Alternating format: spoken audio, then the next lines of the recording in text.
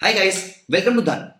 दोस्तों, ये एक बहुत ही खास वीडियो है क्योंकि ये वीडियो है हमारे कुछ व्यूअर्स के फीडबैक पे, जिन्होंने ये रिक्वेस्ट करी कि आप इंट्राडे और स्कैल्पिंग की बहुत सारी अच्छी स्ट्रेटेजी शेयर करते हैं, लेकिन हम बिजी हैं, हम किसी प्रोफेशनल सेटअप में काम करते हैं और हमारे पास इंट्राडे में इतना टाइम नहीं मिल पाता है कि हम मार्केट को लगातार ट्रैक कर पाए और हम इंट्राडे में स्टॉक्स को ट्रेड कर पाए। तो मैं जनरली शाम को फ्री होता हूं, तो मैं किस तरीके से ट्रेड कर सकता हूं, या फिर मैं मार्केट को बहुत ही कम देर के लिए ट्रैक कर पाता हूं, तो मुझे कैसे प्रोडक्ट में ट्रेड करना चाहिए। दोस्तों, ऑल्दो इसका एक जवाब मैं आपको यहां पर वन सिंगल लाइन में दे सकता था कि हमने आपके साथ बहुत सारी स्विंग और पोजिशनल ट्रेडिंग स्ट्रेटेजी और रादर इन्वेस्टिंग विद धन वाले हमारे चैनल पे हमने आपके साथ इन्वेस्टमेंट की स्ट्रेटेजीज भी डिस्कस कर रखी हैं। तो आप इन वीडियोस को फॉलो करके आप स्विंग ट्रेडिंग भी कर सकते हैं, लेकिन मुझे लगा कि मुझे यहां पर एक और वीडियो आपके लिए बनानी चाहिए सो दैट आप सभी लोग जो बिजी रहते हैं वो किस किस प्रोडक्ट में किस तरीके से ट्रेड कर सकते हैं, मैं इस वीडियो के थ्रू आपको यहां पर बताने की कोशिश करूंगा। मैंने भी नाम लिया हमारे यूट्यूब चैनल इन्वेस्टिंग विद धन का। क्या आपने उस चैनल को ऑलरेडी सब्सक्राइब कर लिया है?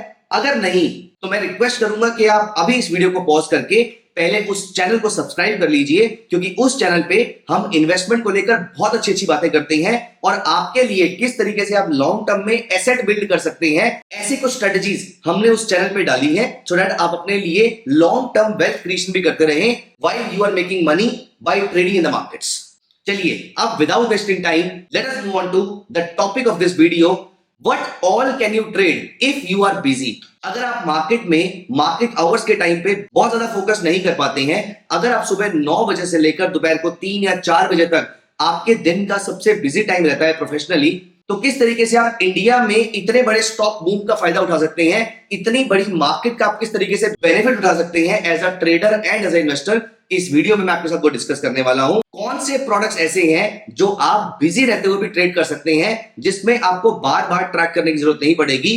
वंस इन अ वाइल जाकर ही आप अगर इन प्रोडक्ट्स को ट्रैक करेंगे तो भी you will be able to generate a lot of wealth in the long term. पहला प्रोडक्ट ट्रेडिंग के रिगार्डिंग है और दूसरा प्रोडक्ट इन्वेस्टमेंट के रिगार्डिंग है। ऑल्दो दूसरे प्रोडक्ट में भी ट्रेडिंग पॉसिबल है, आप चाहे तो उसको ट्रेड भी कर सकते हैं। तो यहां पर पहला प्रोडक्ट मैं आपके साथ जो डिस्कस करने वाला हूं दोस्तों, वो है कमोडिटीज। दोस्तों, इक्विटी मार्केट सुबह 9:15 से लेकर दोपहर को 3:30 तक खुलती है, लेकिन बहुत सारे लोग जो जॉब करते हैं, आईटी सेक्टर में है या अपना बिजनेस रन करते हैं, आपके शोरूम है, अगर आप ऐसा कुछ भी करते हैं तो सुबह 9:15 बजे से लेकर दोपहर को 3:30, 4, 5 बजे तक आप इंडिया की इक्विटी मार्केट में एक्टिवली ट्रेड नहीं कर पाएंगे शायद। इसके लिए दोस्तों, कमोडिटी मार्केट में कम टू योर रेस्क्यू। अगर ट्रेडिंग आपका भी पैशन है तो आपको यहां पर डिसअपॉइंट होने की जरूरत नहीं है। आप कमोडिटी मार्केट के पार्टिसिपेंट बन सकते हैं और कमोडिटी मार्केट की वोलेटिलिटी भी इक्विटी मार्केट जितनी फैसिनेटिंग, इक्विटी मार्केट जितनी अच्छी होती है दोस्तों, कमोडिटी मार्केट ओपन होती है सुबह 9 बजे से लेकर रात को 11:30 तक।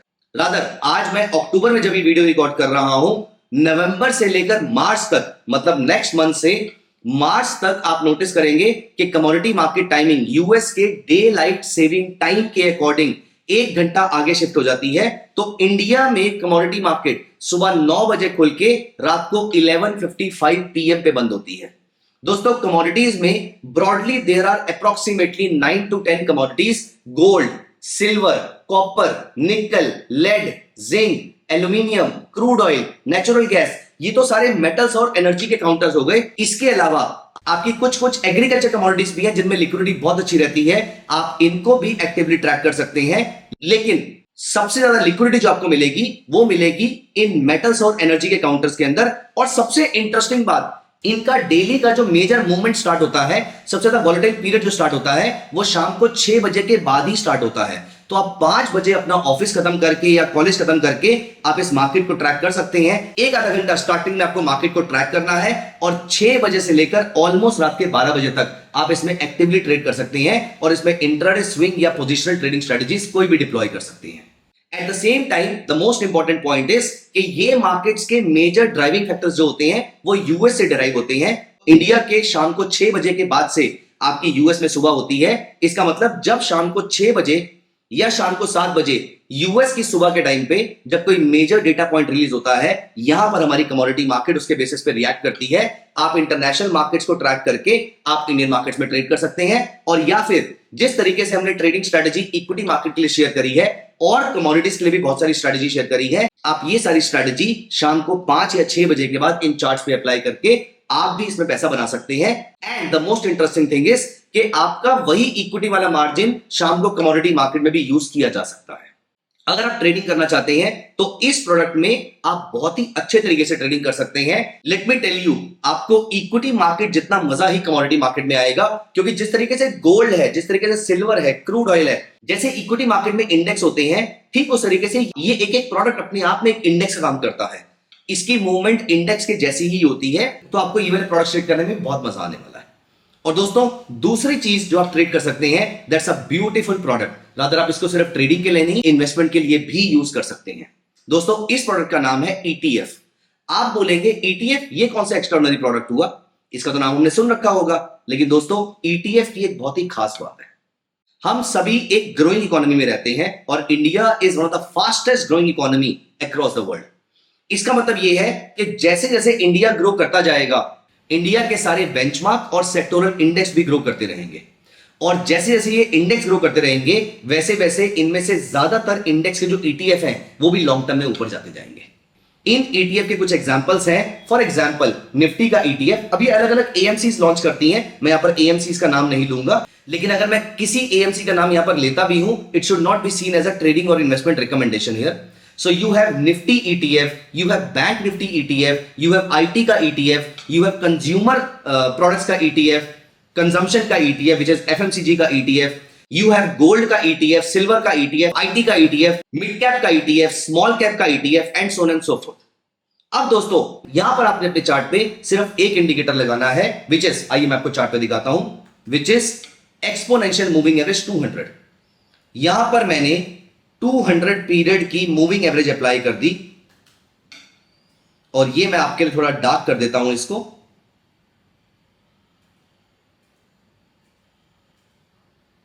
अब दोस्तों, हम यहां पर 1 डे चार्ट अप्लाई करेंगे, और यहां पर मैंने निफ्टी का ETF अप्लाई किया। दोस्तों, जब जब कोई भी सेक्टोरल या बेंचमार्क इंडेक्स 200 पीरियड EMA के पास में आता है, यहां पर आप इसमें एक्स्ट्रा बाइंग करना शुरू कर देंगे। और जब कभी भी ये बहुत दूर जाता है, दोस्तों, वैसे अगर आप इन्वेस्टर हैं तो आपको इसमें सिर्फ बाइंग करनी है, आपको इसमें सेलिंग नहीं करनी है। लेकिन अगर आप इसी स्ट्रेटेजी को ट्रेडिंग के लिए यूज करना चाहते हैं, तो यहां पर आप इसमें जब ये मूविंग एवरेज से बहुत ज्यादा दूर चला जाए, तो आप इसमें प्रॉफिट बुक करके दोबारा वेट कर सकते हैं वापस इस EMA के पास आने की। Let me show you a few examples. यहां पर मैंने IT का ETF अप्लाई किया। अब जब जब ये इंडेक्स 200 पीरियड मूविंग एवरेज के पास आता है, और आपको इन डिप से घबराने की जरूरत नहीं है, क्योंकि सेक्टर में जैसी रिकवरी आएगी, ये ETF वापस ऊपर चला जाएगा। और एनीवेज आप इसको इन्वेस्टमेंट के लिए होल्ड करके रख सकते हैं। इस स्ट्रेटेजी की ये मेरी अजम्पशन है कि आप लॉन्ग टर्म के लिए इन्वेस्टमेंट करने के लिए रेडी हैं। और यहां पर आप नोटिस कीजिए, अगर आप इसमें ट्रेडिंग कर रहे हैं, तो जब जब ये प्रोडक्ट 200 पीरियड मूविंग एवरेज के आसपास आएगा, तब तब आप इसको बाय करेंगे। और एक्सपेक्टेड है कि जब ये बहुत दूर चला जाएगा, आप प्रॉफिट बुक करेंगे, और वापस जब यहां पर आएगा, तो अराउंड 8 to 10% रिटर्न के लिए आप वापस इसको यहां पर बाय कर लिया करेंगे। यहां पर अगर हम उसके यहां पर हम बैंक निफ्टी का ETF देख लेते हैं। आप बैंक निफ्टी के ETF में भी देखिए, जब जब ये इस एरिया के आसपास आ रहा है, आपने इसको बाय करना है, और जैसे इससे बहुत दूर चला जाता है, आप प्रॉफिट बुक करके बाहर आ सकते हैं और वेट कर सकते हैं दोबारा जब इस लेवल के आसपास आएगा। आप हर बार 8 से 10% के आसपास, and at a bare minimum scenario 5 से 6% के आसपास का प्रॉफिट बुक करके बाहर आ सकते हैं। कोई ना कोई सेक्टर हमेशा करेक्टिव फेज में रहता है, तो जैसे ही कोई सेक्टर करेक्टिव फेज में आता है और 200 पीरियड मूविंग एवरेज के आसपास सपोर्ट लेता दिखता है, आप यहां पर इसमें एक्यूमुलेशन कर सकते हैं, और 5 से 10% के आसपास based on your risk appetite आप यहां पर प्रॉफिट बुक करके मार्केट से बाहर आ सकते हैं। Let me show you one last example. अब मैंने यहां पर एक और ETF ओपन किया, विच इज कंजम्पशन का ETF। अगेन यहां पर नोटिस कीजिए, आपने इस एरिया के आसपास इसमें एक्यूमुलेशन करी, फिर ये ऊपर गया 84 से 94 के आसपास, ऑलमोस्ट 10-12% के आसपास का मूव आया, आपने प्रॉफिट बुक किया। फिर जब ये वापस आ गया 200 पीरियड मूविंग एवरेज के आसपास, आपने इसको वापस बाय कर लिया। दोस्तों, आपने ये लेवल एग्जैक्टली 200 पीरियड की वेट नहीं करनी है, क्योंकि इंडेक्स है।